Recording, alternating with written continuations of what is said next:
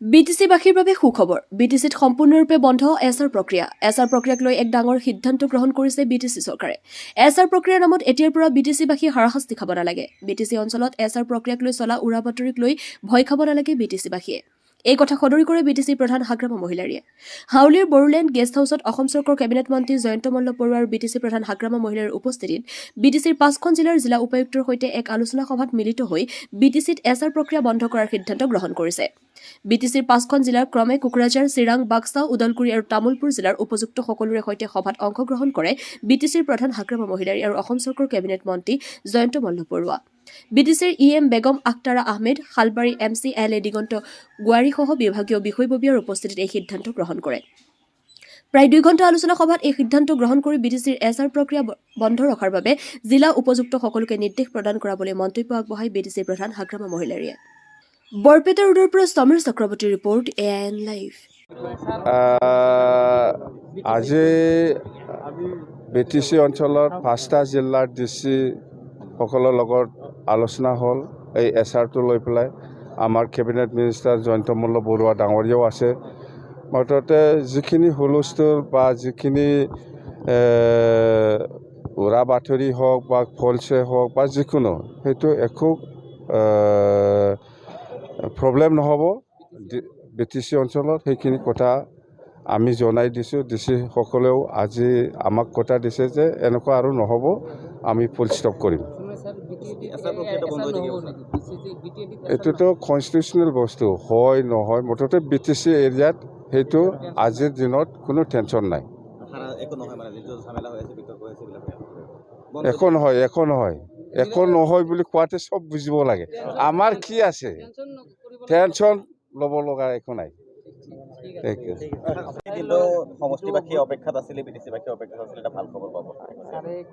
হয়, আজি কেইদিন ধৰি এছআৰ লৈ পেলাই যিটো আমাৰ বিটিচি অঞ্চলত এটা আতংকময় পৰিৱেশ এটা সৃষ্টি হৈছিলে।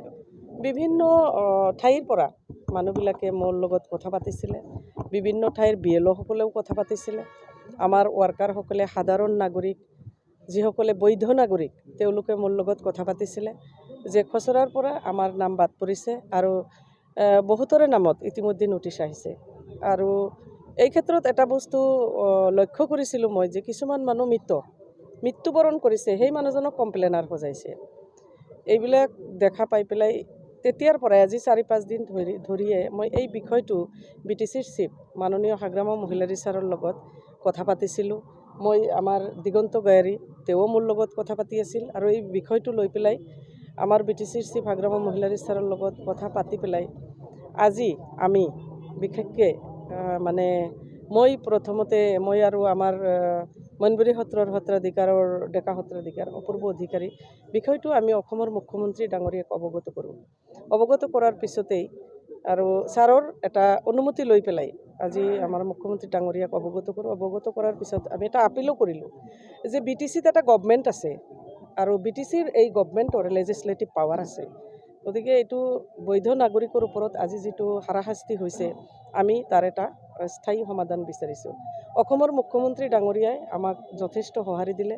বিটিচিৰ চিফ মাননীয় হাগ্ৰামা মহিলাৰী ছাৰৰ লগত কথা পাতিলে আৰু লগে লগে 5টা ডিষ্ট্ৰিক্টৰ 5জন DCক লগে লগে কৈ দিলে আৰু মাননীয় বিটিচিৰ চিফ হাগ্ৰামা মহিলাৰী ছাৰক 5জন DCৰ লগত আমাক একত্ৰিত হৈ পেলাই কথা পাতিব দিলে আৰু বিটিচি অঞ্চলত বিটিচিৰ সকলো কাম কাজ, মাটিৰ পাট্টাই হওক, উন্নয়ন হওক আৰু যিকোনো সমস্যা বিটিচিৰ চিফ মাননীয় হাগ্ৰামা মহিলাৰী ছাৰে যেনেকুৱাকৈ বিচাৰিব তেনেকুৱাকৈ হ'ব বুলি ইয়াতে এটা সমাধান হ'ল। আৰু CMও আমাৰ অসমৰ মুখ্যমন্ত্ৰী ডাঙৰীয়ায়ো বিটিচিৰ সকলো কাম কাজ, সকলো সমস্যা, সকলো বস্তু বিটিচিৰ চিফৰ মতে যেনেকুৱাকৈ বিচাৰে তেনেকুৱাকৈ কৰিব লাগে বুলি তেওঁ কৈ দিলে। আৰু DC সকলক ইতিমধ্যে আমাৰ গাৰ্জেন মিনিষ্টাৰ আমাৰ জয়ন্ত মল্ল বৰুৱা, আমি MCLA সকল আৰু কিছু আমাৰ জমিয়তৰ পৰাও জেনেৰেল ছেক্ৰেটাৰী আৰু ভাইচ প্ৰেছিডেণ্ট তেওঁলোকেও আছিল। দল সংগঠন তেনেকুৱাকৈ আমি মাতিব পৰা নাছিলোঁ সোনকালে। তো আজি বিটিচিৰ চিফ মাননীয় হাগ্ৰামা মহিলাৰী ছাৰে এটাই কথা কৈছে যে বিটিচিত আমাৰ 2003 চনৰ 10 ফেব্ৰুৱাৰীত BTC চুক্তি হৈছিলে আৰু সেই আধাৰ মতেই BTCৰ সকলো বাসিন্দা আৰু BTCৰ এইবিলাক যিবিলাক SR এইটো BTCৰ ক্ষেত্ৰত আপোনালোকে আমাৰ মানুহখিনিক যাতে হেৰেজমেণ্ট নহয় আপোনালোকে এইটো কৰিব নালাগে। BTC ফুল্লি এতিয়া নিৰাপত্তা আমাৰ নিৰাপত্তা আছিলেই আৰু মানুহখিনিকো মই এটা কথা মানে দিছিলোঁ যে আপোনালোকে BTCৰ চিফ মাননীয় হাগ্ৰামা মহিলাৰী ছাৰৰ ওপৰত এটা আস্থা আৰু বিশ্বাস ৰাখক আৰু প্ৰতিনিধি হিচাপে লোকেল যিখিনি জায়গা মই যেহেতু 20 নং মথনগুৰি সমষ্টিৰ MCLA আৰু শালবাৰী মথনগুৰি সমষ্টি আমাৰ ডিষ্ট্ৰিক্ট হিচাপে মই ইয়াৰে ইয়াম গোটেই BTCৰে ইয়াম কিন্তু মই কথা দিছিলোঁ যে মই আপোনালোকৰ প্ৰতিনিধি আপোনালোকৰ হৈ পেলাই মই যিমান দূৰ কৰিব লাগে মই কৰিম আৰু সেইমতে আজি আমি ইমান দূৰ মানে এৰেঞ্জ এটা কৰি পেলাই এটা সমস্যাৰ সমাধান আমি কৰিব পাৰিছোঁ। ধন্যবাদ জ্ঞাপন কৰিছোঁ আমি অসমৰ মুখ্যমন্ত্ৰী ডাঙৰীয়াক আৰু ধন্যবাদ জ্ঞাপন কৰিছোঁ মই জয়ন্ত মল্ল বৰুৱা ছাৰক আৰু ইয়াতে আটাইতকৈ বেছিকৈ ধন্যবাদ আমি সকলো BTCবাসী ৰাইজৰ হৈ ধন্যবাদ জনাইছোঁ BTCৰ চিফ হাগ্ৰামা মহিলাৰী ছাৰক যে আমাৰ ক্ষেত্ৰত আজি BTCৰ চিফ হিচাপে যিখিনি কথা দিছিলে আখৰে আখৰে তেওঁ পালন কৰিছে। আৰু এটা বস্তু মই আপোনালোকৰ মিডিয়াৰ জৰিয়তে ক'ম যিখিনি দল সংগঠন গোটেই দল সংগঠন নহয় বিশেষকৈ কিছুমান মানুহে খুব বেয়াকৈ মোৰ বিৰুদ্ধে BTCৰ চিফৰ বিৰুদ্ধে বেয়াকৈ সমালোচনা কৰে তেওঁলোকে সমালোচনা কৰাৰ আগত মই তেওঁলোকক আপিল কৰিম মই অনুৰোধ কৰিম এজন মাতৃ হিচাপে তেওঁলোকক ক'ম তেওঁলোকে কাৰোবাৰ বিৰুদ্ধে কোৱাৰ আগত যাতে 5 বাৰ ভাবি পেলাই কয় কাৰণ আমি ৰাইজক কথা দিছোঁ আৰু ৰাইজক কথা দিয়া মতে কাম কৰি আহিছোঁ আৰু কৰি যাম। সকলো জাতি জনগোষ্ঠীৰ লগত নিজৰ জাতিৰ সুৰক্ষা নিৰাপত্তাৰ স্বাৰ্থত মই সদায় আছোঁ আৰু কাম কৰি যাম। মানুহবিলাকে যিখিনি আতংকিত হৈছিল এইটো আৰু কৰিব লগা নাই। ধন্যবাদ।